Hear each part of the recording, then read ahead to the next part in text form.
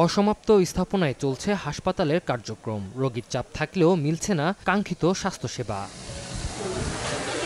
পিরোজপুরের কাউখালী উপজেলা স্বাস্থ্য কমপ্লেক্সে ১০ জন চিকিৎসকের বিপরীতে কর্মরত মাত্র একজন। এই কারণে ৩ বিভাগে কাজ করতে হয় তাকে। অন্যদিকে হাসপাতালের মূল ভবন ভেঙে ফেলায় ঝুঁকি নিয়ে একটি জরাজীর্ণ ভবন ও ভাড়া বাসায় চলছে চিকিৎসা কার্যক্রম। রোগী ও স্বজনরা জানান, চিকিৎসক সংকটের পাশাপাশি নেই কাঙ্ক্ষিত শয্যা ও ওষুধ। এছাড়া করা যাচ্ছে না কোনো পরীক্ষা। এতে সরকারি চিকিৎসা সেবা থেকে বঞ্চিত হচ্ছেন উপজেলাবাসী। জায়গা কোনো চিকিৎসা পাইতে আসি না, কোনো ডাক্তার নাই। আমরা চাই আরো ডাক্তার আসুক, চিকিৎসা ভালো হোক, সবাই সুযোগ সুবিধা চাহিদা জানি পায়। এক বেডে ৪-৫ জন থাকতে হচ্ছে, নিচে ফ্লোটিং করে থাকতে হচ্ছে। চিকিৎসা ব্যবস্থার ন্যূনতম কাউখালী উপজেলা স্বাস্থ্য কমপ্লেক্সে ন্যূনতম কোনো সুযোগ সুবিধা নেই। কাউখালী থেকে একটি আধুনিক হসপিটালের ব্যবস্থা এবং এখানে যারা চিকিৎসা সংকট আছে সেই চিকিৎসার সংকটের আমরা সমাধান চাচ্ছি। উপজেলা স্বাস্থ্য কর্মকর্তা জানান, সমস্যা সমাধানে বারবার ঊর্ধ্বতন কর্তৃপক্ষের কাছে জানানোর পরও